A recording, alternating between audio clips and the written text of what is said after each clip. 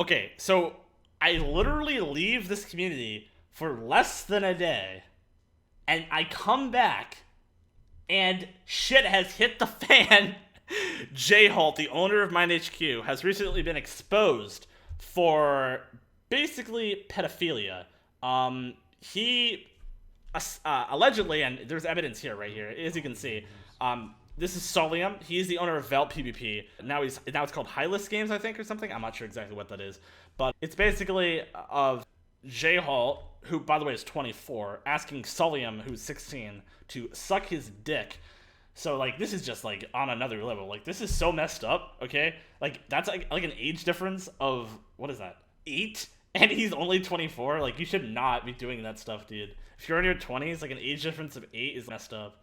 But I mean, like like the fact that he got exposed, like kind of shows that, you know, people do care about this stuff, which is good, right? It's not like people are just ignoring this in the Minecraft community. People think that like, oh yeah, there's a lot of pedophiles in the Minecraft community, but no, it's actually not like that at all. There's a few bad apples, but the majority of people will actually call people out on this bullshit. Like, this is actually disgusting behavior. Like, I knew John. I thought he was alright, but, you know, like, this is really messed up. And, you know, it's just the fact that, you know, I didn't really expect it from him, you know, because he always said he was doing this for the community. He was all for the community. He wasn't doing it for money and stuff. And apparently he got exposed for also doing this apparently for money and investing $200,000 into CheatBreaker, allegedly.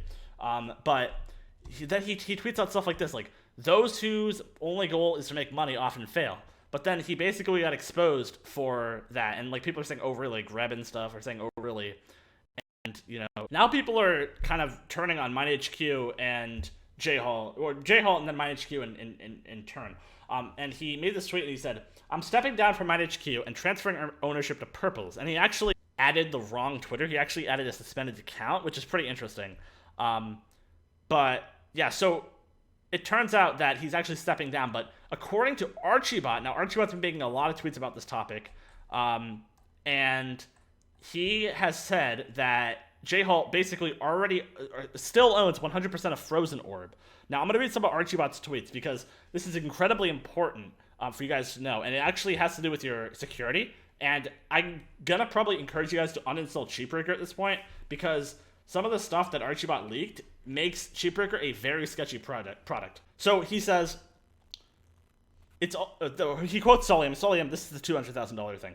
It's also sad to see everyone is getting fucked over at MineHQ. John has a plan to make back his $200,000 he invested into MineHQ and CheatBreaker, and then leave the community once again. None of those developers / staff are getting paid. Yes, if you guys don't know, DJ Tasty had a stream a while ago where he basically exposed John for not paying him like $30,000, because, you know, he's kind of a big YouTuber, so that's kind of like expected, right?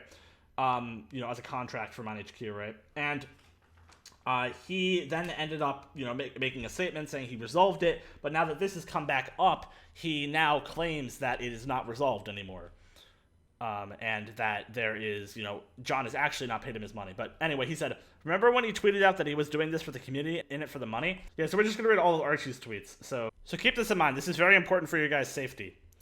Archibot tweeted out, you ready for some dirt from me that I've never released before, not even to ESL? The developer that was fired over the ESCA Bitcoin scandal has supposedly worked on, or is still working on, CheatBreaker. So if you think your information is safe with CheatBreaker, better think twice.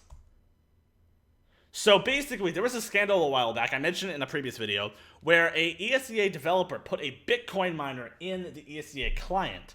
And this client pretty much would mine Bitcoin using a processing power on the host computer to mine Bitcoin and make the person money.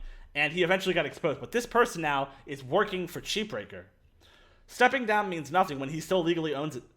If you support it in any way, you're still supporting him and his acts. If I ever open a project that needs paid staff, I'm totally hitting up KitPvP after hearing the shit he's gone through. Now, KitPvP had a GoFundMe. So, KitPvP is basically, I think, an admin or a developer from MineHQ, and he tweeted out, I never get into drama, but I'm on the verge of getting kicked out of my house because I took John's word when he said he will pay me. I've pretty much never received a cent from him. People I used to work with meme Solium, but he's the one person who has never fucked me over. And he has a GoFundMe, so I'll probably link that in the description if I find it. I'm not exactly sure where it is at the moment, but yeah, you guys probably should donate, to be honest. Like, if you find it, go donate to it. But back to Archiebot's tweets. Archiebot says he's been doing all sorts of illegal things, and he has access to your computer, all files on it, and even your webcam that's plugged in.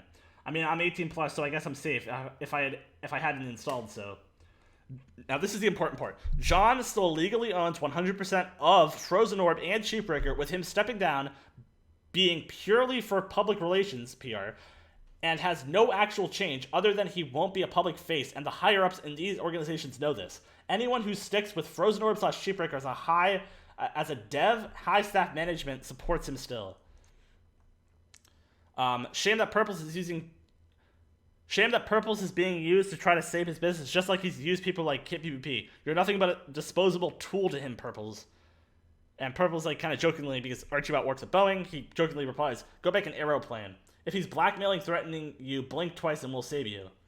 So, what are we looking at here? Are we looking at the reunification of Archiebot, Gberry, and Purples, and the reformation of a community that's united, but not under MineHQ? I'm not sure. Are we looking at, like, Kohi? Like, is this Kohi 2.0? Okay, I'm not gonna get our hopes up. But, I mean, it's not really gonna fully come back. But then Archiebot tweets out, "Well, since I've been approached several times today about this by both server owners and YouTubers, I guess in true Badline fashion, I will let you guys vote to help me. Should I come back and attempt to fix this? Fill the gap from BO? And the majority of people want a new server. I'm not ready to come back, but I feel like I'm obligated to do so. Also, note, a new owner would require a lot of time because I can't use any BL code, nor do I have the money to pay developers, so it would all volunteer / myself. If I made a server similar to Badline and made it Badline client only, would you play it?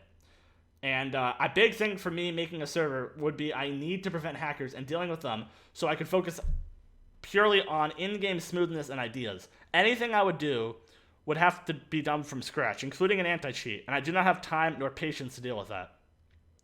So pretty much, this is what happened. CheatBreaker got exposed. He's stepping down, but not actually stepping down, from Frozen Orb.